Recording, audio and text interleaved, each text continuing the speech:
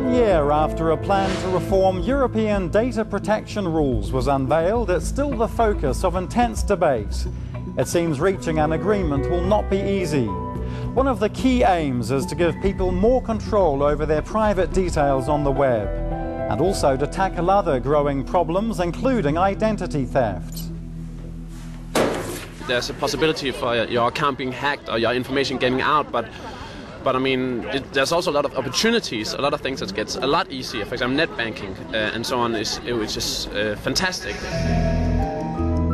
And that seems to be the main dilemma: how to save the concept of internet privacy without putting the brakes on new technology and services that could be extremely useful.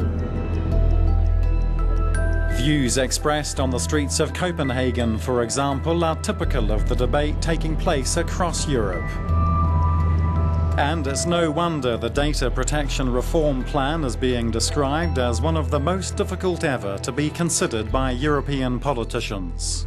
Maybe it's too late because I've already put so much information out there already. I mean, my bank accounts and credit card information and use of Google as well. Yeah. And do you worry that in the future this could be used, or somebody could use it against you, or? I don't lose any sleep over it. It's a part of the internet, and if you don't want everyone to know your information, just don't sign up at Facebook. It's a choice. But I think the kind of bad thing is that when you say, I have read the conditions, and then the conditions is 100 pages long, and you don't want to read that, so it's like, okay, I cross, but there could be some more clear rules. That's another aim of the reform: force websites to give people a more informed choice on privacy options, with threats of large fines in the event of breaches, and to make it easier for people to delete data. In the meantime, some are taking more steps to protect themselves. We met one user rights group that created and distributed tens of thousands of copies of free privacy software. It's not only worried about how companies access data, but also the state. This is an example of our political project, aimed at securing anonymous access to the internet. It promotes solutions like plugins for browsers and applications for mobile phones and so on, where people can actively secure their privacy. We feel it's better that citizens themselves take control instead of letting others try to safeguard their privacy. The association says Denmark already has good data privacy laws in place, but making good use of them is another matter. And it says raising public awareness about the dangers is crucial. Is it something that you worry about as a family? Nah. I sometimes worry because I don't always know everything that she writes on Facebook. She has a Facebook account. So you're not worried, but your mum is? Yeah. A little bit. I trust her, but I try to talk to her about it now and then when I hear on the news that, something has happened. In this age of lives increasingly being lived on the web, there's growing concern about the Big Brother effect. And are we yet aware of all the long-term consequences?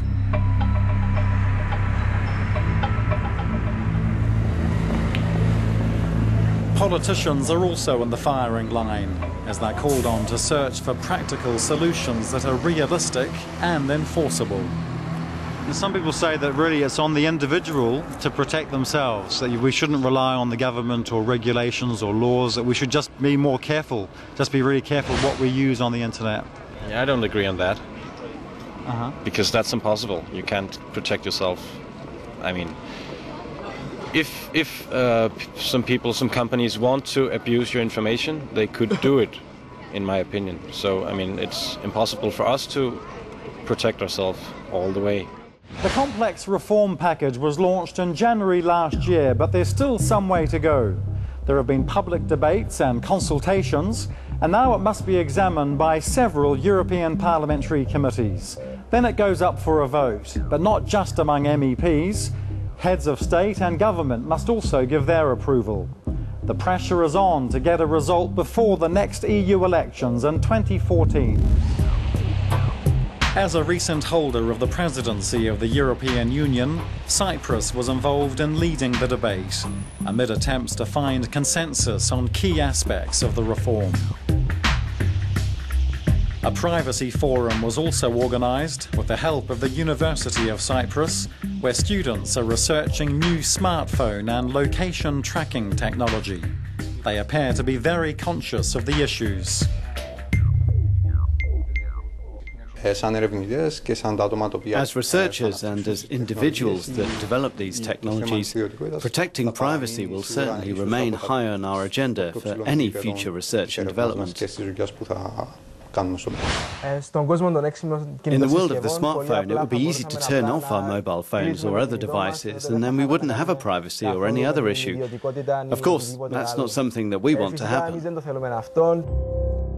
The students say they want to integrate the concepts of privacy into the early stages of developing new technology. But making sure those good intentions get through when products are on the market is another challenge. And lawmakers have the difficult task of checking that there's no risk of new regulations becoming quickly outdated. I don't think there can be one solution because the sector is constantly developing and it's very difficult to predict what will happen in the next 2, 3 or 5 years. What's very important is that regulatory authorities work very closely together with the academic and research communities and also with companies that provide these kinds of services. There's also concern about the cost businesses would have to incur to meet the new law. But there are signs that Brussels could end up being flexible on that point. One of the main issues that concerned us, both on a European and national level, was the issue of the administrative costs that small and medium-sized businesses would have to bear under the proposed regulation. 99% of businesses in Europe and Cyprus are small and medium-sized companies.